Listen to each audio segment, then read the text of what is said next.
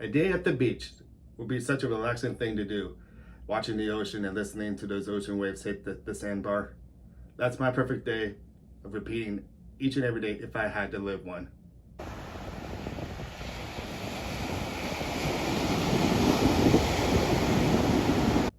Hey, Ryan here. So yes, I am talking about this movie, The Map of the Tiny Perfect Things, which is another concept of what Groundhog Day, Edge of Tomorrow, and Happy Death Day, believe it or not.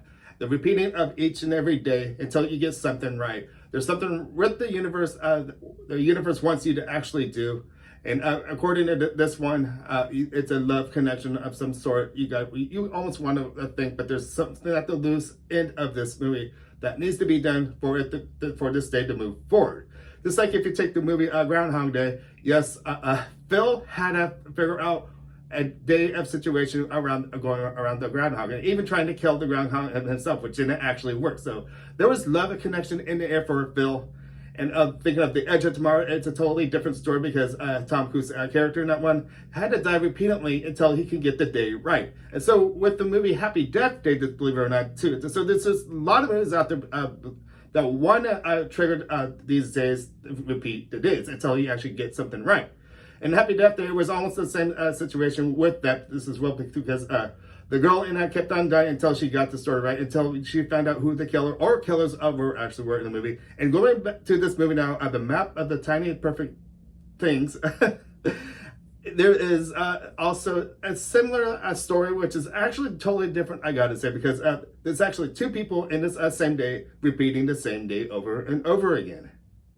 So this whole movie really revolves around Mark, believe it or not. The one that starts off this movie, and I'm going to say it that way too, because there's a lot more to this story you want to know. But Mark lives out his typical day, of course, and we do not know how many times he has done it. So believe it or not, he knows his routine of getting up. We see him wake up first thing in the morning with waking up out of bed, then going out to the table, having breakfast with his family, of course. And he knows everything what's going to happen already. So with the thing, what's different with this one, we already know he's in the concept of a repeating day as it is. Just like those other movies I have mentioned to you with Groundhog Day and Edge of Tomorrow, even Happy Death Day, we have a story before that leading into the movie. This one, we don't actually have that. So we already know Mark is living a repeating day as it is. So the day when something seems off, of course, Mark likes going to this local pool, of course. He usually protects this girl from getting hit by a ball or catching her before going into the swimming pool after getting hit by the ball, of course. But someone else actually intervenes with that, believe it or not. And this is where we see Margaret for the first time, because Margaret actually interferes and catches the ball before anything happens, before this girl gets hit by the ball and lands in the pool, of course. And this is where Margaret and Mark meet for the first time. And Mark is really actually quite interested in who this person is, if this person's actually repeating the same day. And it comes to find out, yes, these two are actually living the same day. And why is this happening? Of course, there's many stories around this. I do not want to say too much about it because I want to keep this spoiler free, of course. But you guys have to watch this movie because it's really clever in the sense of once again, repeating days. There's been multiple movies, like, again, I said, after mentioning stuff like Groundhog Day, Edge of Tomorrow, Happy Death Day, the list just keeps on continuing with these repeating days. And I think this one is actually done well. It's a love romance of repeating days. It's about these two people meeting, Margaret and Mark, and how they actually develop actually creating a friendship or maybe even more into a relationship. So this story actually revolves really good, I gotta say. It gives a really good direction. It's a whole new different story from these repeating days of movies. And I felt this one was actually nailed down really good.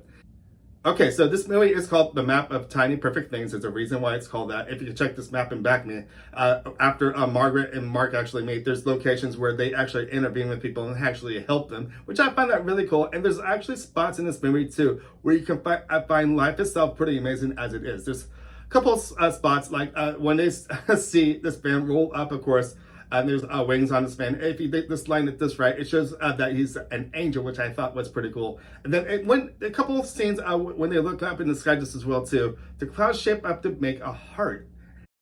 Okay, let me talk about the cast here for a second too, because I've been watching Mark and Margaret, but I've been not mentioning other actor names. So we got Mark, who's Kyle Allen, of course. And Margaret is Catherine Newton, which we know from the last movie she did was Freaky, believe it or not, behind the makers of Happy Death Day. So that's kind of the reason why I've been mentioning Happy Death Day too, because Catherine has been in one of the makers of those people behind Happy Death Day in Freaky, which I thought was a totally different story as it is. Let me just tell you this. I know I'm doing a review on the map of Tiny Perfect Things, of course, but Catherine, it switches to another character as playing the killer. So it's you got Vince Vaughn in it, and they switch parts. Vince Vaughn plays the teenage girl, of course, and Catherine plays the part of the killer. And I thought the chemistry worked out really good with both Kyle Allen and Catherine Newton. These two worked really good with each other. I love these movies when these days repeat in movies and you got to find out what's going on, how this movie is actually going to end. And this movie actually felt like it was a good ending. It was a little confusing at some sorts how they actually continue on to the next day, but they did eventually. But I'm not spoiling anything. That usually happens in most of these movies, don't they? Like Groundhog Day, Edge of Tomorrow, and Happy Death Day. It's always a situation to figure out. But I'm not telling you that. Shh, I'm not saying a word. But anyways, check this movie out. I really thought this was probably one of those better movies already entering this 2021 era of movies. So anyways, I can start wrapping things up. Oh, wait, hold on. I do have a question for you movie watchers this as well, too. If you were able to control it somehow, what day would you actually choose to repeat? I know most of these movies you can't really choose your days, but if you did, what would you be doing, or where would we actually be? A day at the beach with me would be awesome, or amusement park. I live for adventure. I got to say, when I say I live for adventure, I don't want to be in like an Edge of Tomorrow. I dine each and every day, though, trying to figure out what the heck's going on with an alien invasion. But you know what I mean. I'd love to hear what you guys got. I gotta say with that. But I can start wrapping things up. Saying my name is Ryan. Thank you for watching. Make sure to give us a thumbs up, subscribe, and I'll see you guys next time. I'll see you guys next time at the movies. See you guys later. Bye.